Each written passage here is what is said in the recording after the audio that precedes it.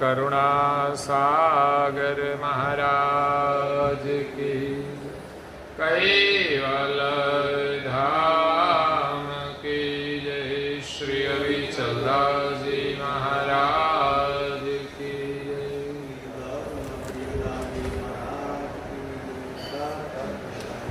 सत्यवल साहेब, सत्यवल साहेब, सत्यवल साहेब। परम गुरु श्रीमत करुणा सागर महाराज श्री रचित पंचम स्वसम वेद यानी पंचम सूक्ष्म वेद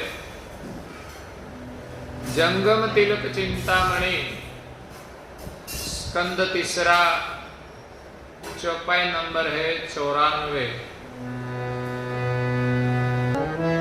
कैवल पदयान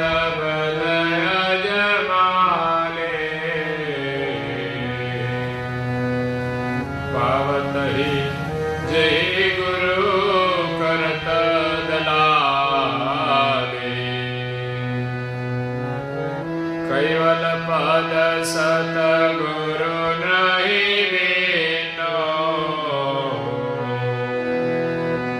सलंग सुंदर सर भर लो लेनो।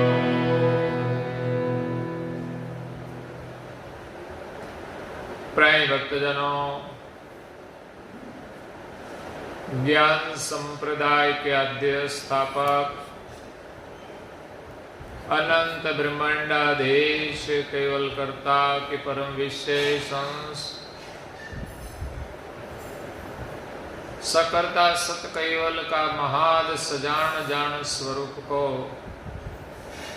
अनेक न्यायों से प्रत्यक्ष प्रमाण से प्रतिपादन करने वाले नव बुद्धि के सागर अनंत अंशों के तारणहार केवल धर्म धुरंधर महान समर्थ परम श्रेष्ठ परम विभूतिवान परम दयालु परम कृपा निधि सर्वज्ञ दिव्य परम गुरु श्रीमद करुणा सागर जी महाराज जगत के जिज्ञासु और मुमुक्षु अंशों को तिलक की महिमा का वर्णन करते हुए स्वरचित पंचम स्वसंवेद ग्रंथ के तीसरे स्कंध में अपनी अलौकिक अमृतमय वाणी में ज्ञान उपदेश देते हुए कहते हैं कि कैवल पद अदबद अजमाली। आगे परम गुरु जी ने कहा कि संसार से हम अपने आप भवसागर नहीं पार हो सकते, इसीलिए कोई मार्गदर्शक की जरूरत है। जैसे जमीन में अपने आप किला नहीं डाला जाता, उसी प्रकार अपने आप हम भवसागर पार नहीं हो सकते। भवसागर पार होने के लिए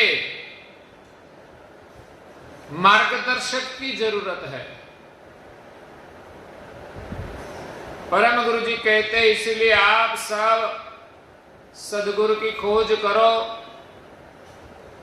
अपना समय मिथ्या मत गुमाओ। इस संसार में सदगुरु के समान कोई चीज नहीं है। अगर सदगुरु की प्राप्ति सब कुछ देने के बाद होती है तो समझना कि बहुत सस्ते में मिल गया। सब कुछ देने के बाद भी सदगुरु मिलना दुर्लभ है। कई महापुरुषों ने परमेश्वर की प्राप्ति के लिए सद्गुरु की खोज की कि हमें ऐसा कोई मार्गदर्शक मिले जो हमें परमेश्वर की पहचान कराए।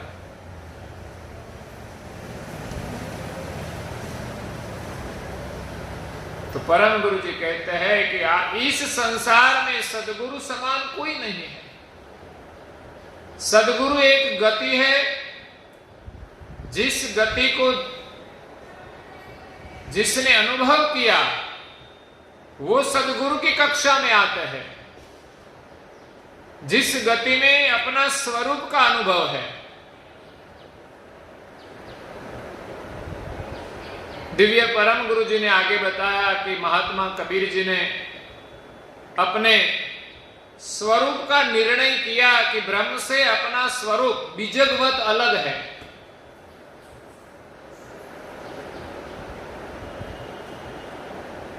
वैसे जिसको अपने स्वरूप का अनुभव हो जाए वो सद्गुरु की कक्षा में आता है। ऐसे सद्गुरु की तुलना संसार में किसी के साथ नहीं हो सकती। संसार में कई विद्वान पुरुष है, ज्ञानी पुरुष है, तपस्वी भी है, सब एक समान नहीं है।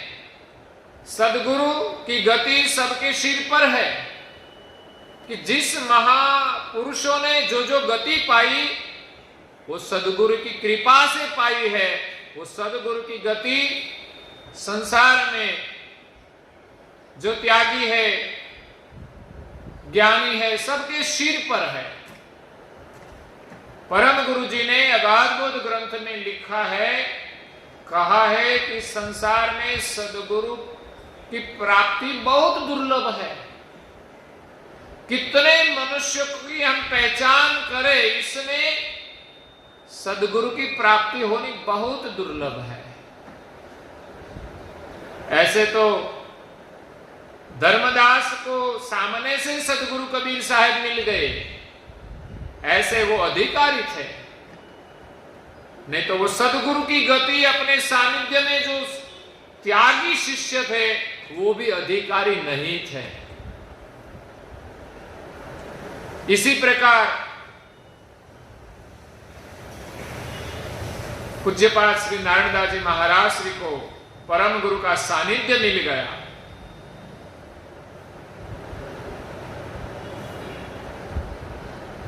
तो परम गुरु की गति तो सद्गुरु के सिर पर है।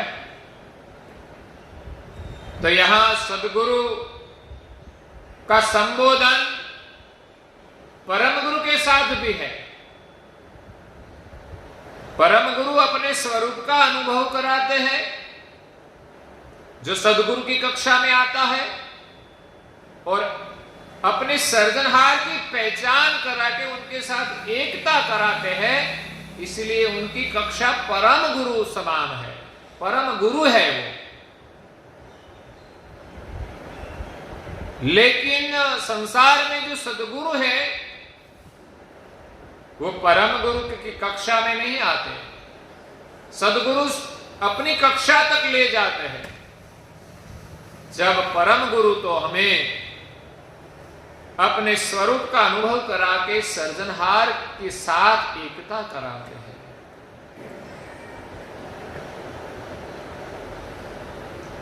कैवल पद अदबद अजमाली, जहां सदगुरु विराज, जहां सर्जनहार विराजमान है, उनका धाम जो है वो कैवल पद अजमाली है। अजमाली का मतलब सबसे अनजान है और अजन्मा है। वो अखंड है, उत्पन्न नहीं हुए। कैवल पद के अलावा संसार में जितने भी धाम है वो सर्जनहार ने सृष्टि की आद्य में सृजन किया है, और सभी धामों में भिन्न भिन्न देवों को विराजमान किया है। सब धाम सुप्रीत किया है। लेकिन कैवल धाम एक ऐसा है कि जो अखंड है, जहां सर्जनहार विराजमान है, इस धाम को कोई जानते नहीं। इसीलिए परम गुरु कहते हैं कि कैवल पद अदबद अजमाली, वो अदबद है, उनका निर्णय किसी ने न्याय से नहीं किया है। संसार में महापुरुषों ने साधना की, तपस्या की और देवी धाम की प्राप्ति हुई तो उनको ही परम पद मान लिया। किसी ने ब्रह्म को माना है कि ब्रह्म ही परम गति स्वरूप है, तो वही हम है, लेकिन वास्तविक वो स्थापन नहीं है, अजमाल है और अदबद रूप से अनुभव किए बिना ही मान लिया है कि ये परम धाम है। अदबद का मतलब अनुभव किए बिना, किसी की बात में विश्वास रख के मानना, वो अद्भुत है। किसी ने हमें संदेश दिया, वो सही है कि नहीं, उनका हमें अनुभव करना चाहिए, खोज करनी चाहिए, तब पता चले कि ये सही है। अद्भुत अद्भुत के लिए परम गुरु जी ने परम सिद्धांत प्रणव कल्पतरु ग्रंथ में एक चौपाई लिखी है।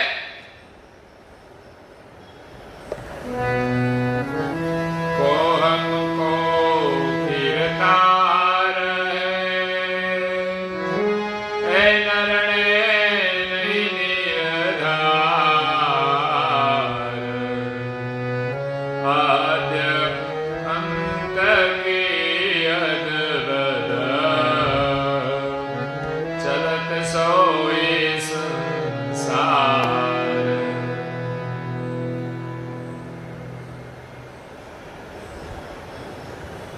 क्या कहा? को हमको कीर्तार, हम कौन है, हमारे सर्जनहार कौन है, निर्णय नहीं निर्धार,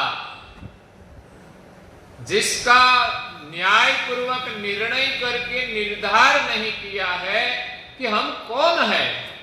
सबने अलग अलग स्थापन किया है, न खुद की पहचान है, न कर्ता की कोई स्थापना है। खुद को सर्जनहार मान के कहते हैं कि हम ही सर्जनहार हैं, लेकिन अनुभव नहीं है। इसीलिए को हमको कीर्तार निर्णय नहीं निर्धार, आद्य अंत की अद्भुत, सृष्टि की आद्य से अंत तक इस प्रकार वो सब अद्भुत रूप से चले जाएंगे। जिसका निर्णय चौकस न हो उनको अद्भुत कहते हैं। जिसमें अनुभव किए बिना विश्वास रखना। आजकल के छोटे मोटे व्रत जो करते हैं ना, इसमें ऐसी ही श्रद्धा होती है अद्भुत। हम जो कुछ करते हैं उनका परिणाम आता है कि नहीं किसी को पता नहीं। मृत्यु के बाद यहां से साधन सामग्री जो भेजी जाती है क्या किसी को मिलती है? लेकिन ऐसे ही अद्भुत रूप से सब मानते हैं और करते हैं। कोई ज्योतिष के पास जाए, आपको ये नड़तर है, तो हम कुछ न कुछ विधि विधान करा देते हैं। क्या नड़तर चली गई? नहीं, कुछ नहीं, पता नहीं, अद्भुत रूप से मानते हैं। किसी ने कहा तो हम मानते हैं। सच क्या है वो पता नहीं, तो इसी प्रकार मानना वो अद्भुत है। इसलिए परम गुरु कहते हैं कि अपना जो निज घर है उनके लिए जो मान्यताएं है संसार में अद्भुत है। तो उसी के लिए एक दृष्टांत है। एक राजा, उनके कहीं रानियां थी। कहीं रानियों में एक रानी पटरानी होती है। उनका राजमहल सब अलग होता है। कहीं दास दासियां थी, उनके निवास की भी अलग अलग व्यवस्था होती है, और राजा का निवास भी एक अलग होता है।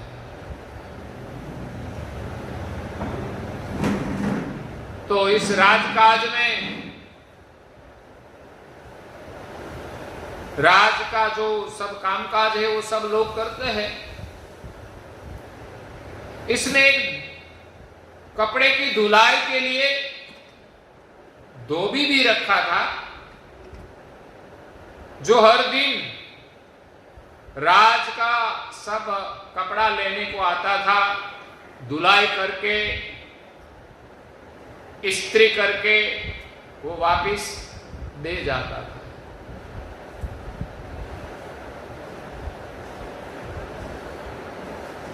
हर दिन का वो नित्य क्रम चलता था।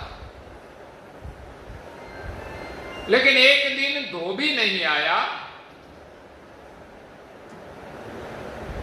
दूसरे दिन जब धोबी आया, तब रानी ने पूछा कि कल क्यों नहीं आए थे? तो धोबी ने कहा, मेरा मियाना मर गया था। ऐसी गुजराती भाषा में एक दृष्टांत है, मियाना मर गया है। तो दासी सॉरी रानी ने जो सुना कि उसके घर में किसी की मृत्यु हो गई है, इसलिए हमें हमारा राज का वो सदस्य है ऐसा मानता था, परिवार जैसा। राज के साथ जितने लोग जुड़े हुए हैं उनको अपना परिवार मानते थे। तो एक दिन के लिए हमें शोक रखना चाहिए। तो शोक में क्या करते हैं कि अपने वस्त्र है वो शोक का प्रतीक होता है। कुछ खाने पीने में हम मिठाइयां नहीं खाते, वो शोक रहता है। और राज के यहां एक ध्वज रखते थे, ध्वज। तो हर दिन का जो खुशी का ध्वज है उसी की जगह एक काले रंग का ध्वज लगाया जाता था। तो रानी ने दासी को आदेश दे दिया कि आज काला ध्वज लगाया जाए, क्योंकि हमारे राज के जो धोबी हैं उनकी मृत्यु हो गई है। तो लगा दिया। राजा ने देखा रानी के निवास पर काला ध्वज फरक रहा है, तो कुछ शोक का प्रसंग होगा। राजा ने कुछ पूछा नहीं रानी को, रानी ने लगाया तो हमारे राज सभा है उनके गृह पर जो ध्वज है वो भी लगा दिया जाए। तो प्रधान जी को आदेश दे दिया। तो राजभवन के पर जो ध्वज था वो भी काला लगा दिया। कहा जाता है कि जब राज में शोक होता है तो पूरे गांव में शोक मनाया जाता है। तो प्रधान जी ने आदेश दे दिया कि शोक के लिए मुंडन किया जाए, शेविंग की जाए, दाढ़ी बनाई जाए। तो एक जो नाई कहा जाता है शेविंग करने के लिए बिठा दिया। जो निकले सभी का शेविंग कर देते थे, क्योंकि राज में शोक है, सभी को बाल दाढ़ी तो करनी पड़ेगी। तो एक महात्मा निकले। महात्मा को कहते हैं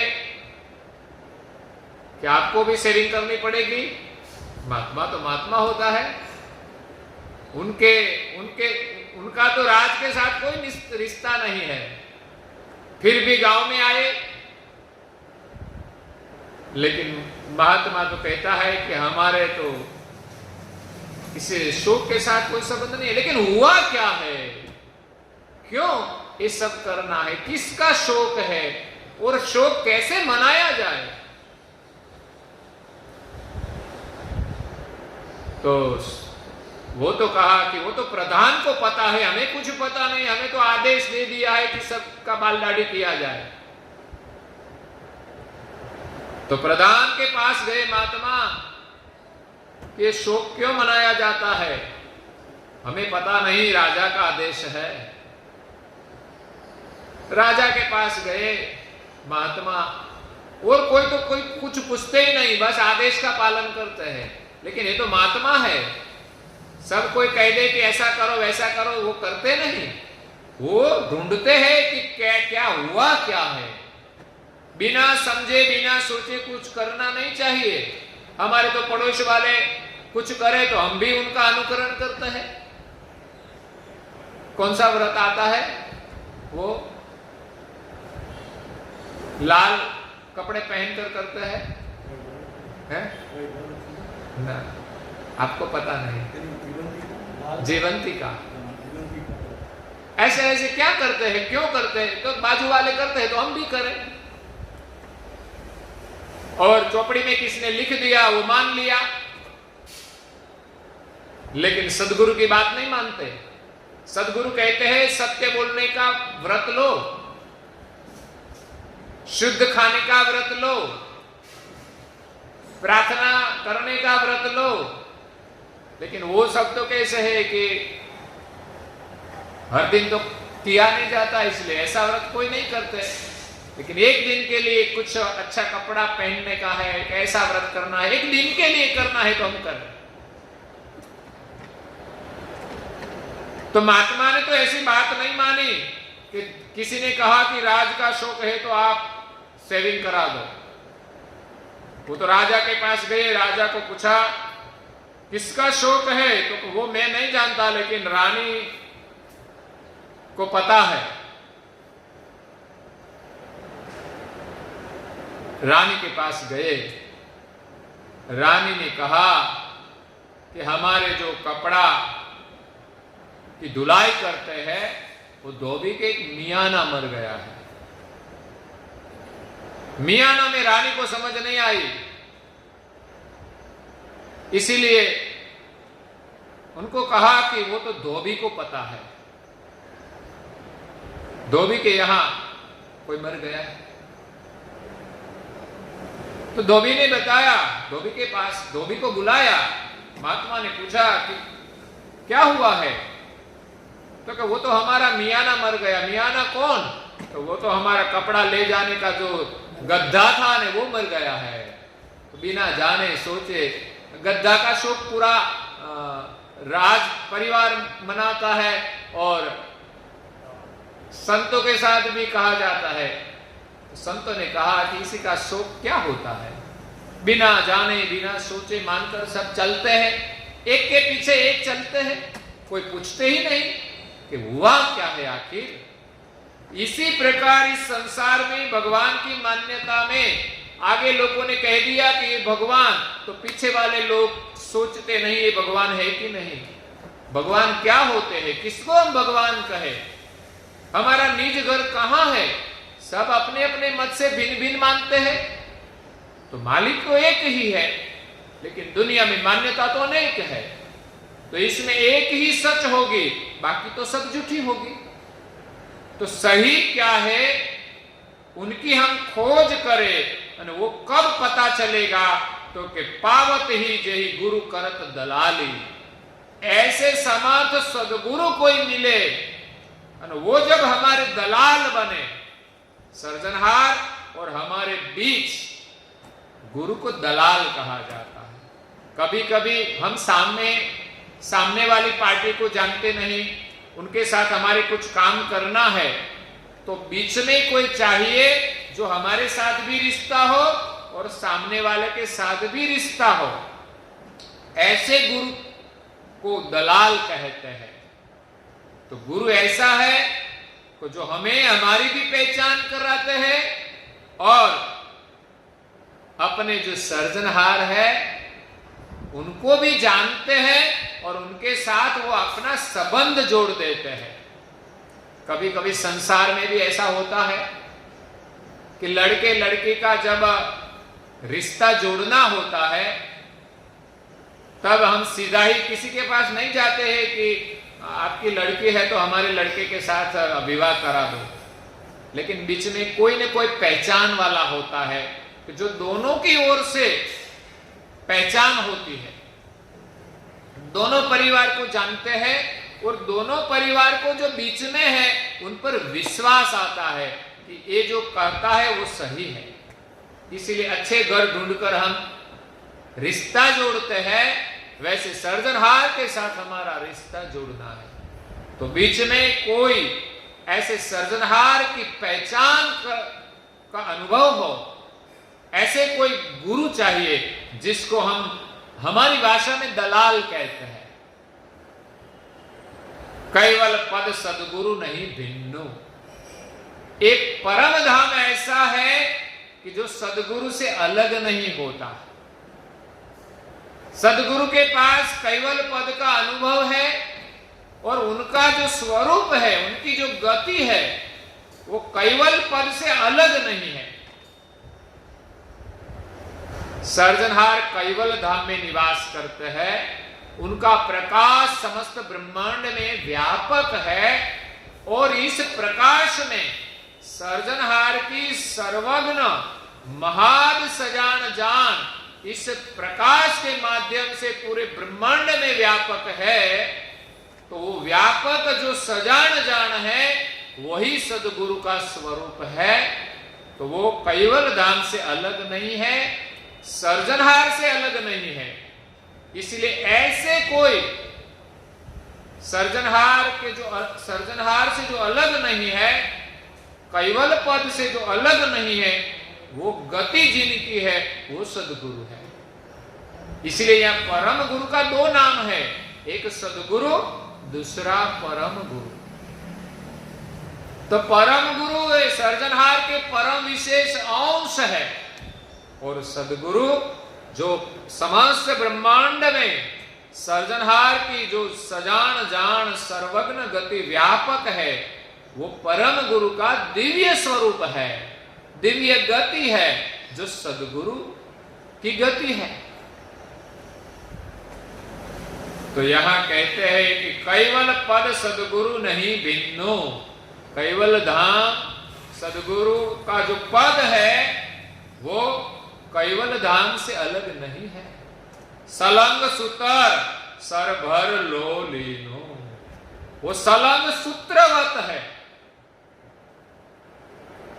जिस सूत्र के साथ सारी सृष्टि के सभी प्रकार के शरीर, मृत्युलोक के और देवलोक के, सारी सृष्टि के सभी प्रकार के शरीर, स्थूल सूक्ष्म कारण महाकारण और परम कारण देहधारी सभी अंश उनके साथ जुड़े हुए हैं।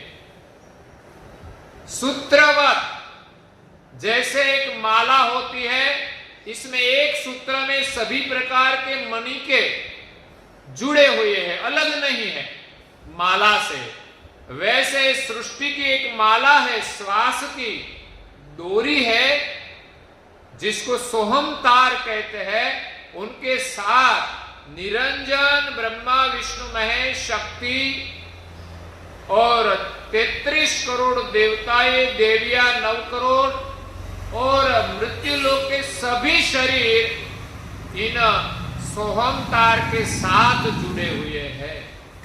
इनसे अलग रहकर कोई कुछ कर सकते नहीं। और ये सोहम तार का संबंध सभी अंशों के साथ है और दूसरा संबंध सृजनहार के साथ है।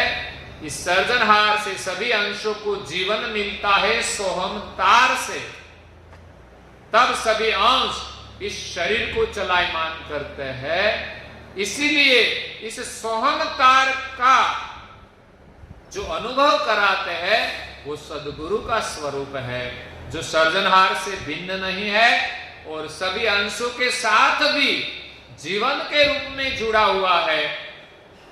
तो वो सूत्रवत सारे संसार में सबके साथ जुड़ा हुआ है, उनके साथ लीन है।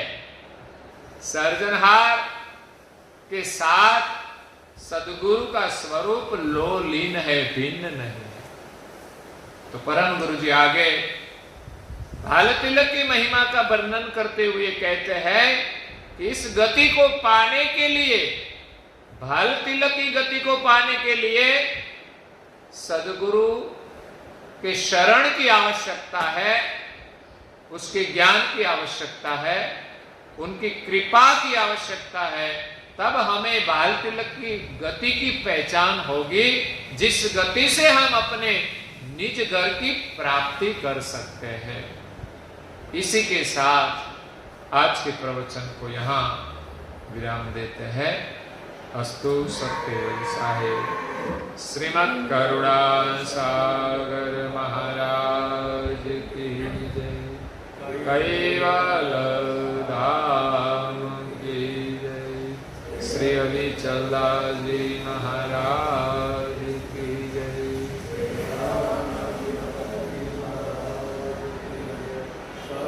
सत्य साहेब सत्य।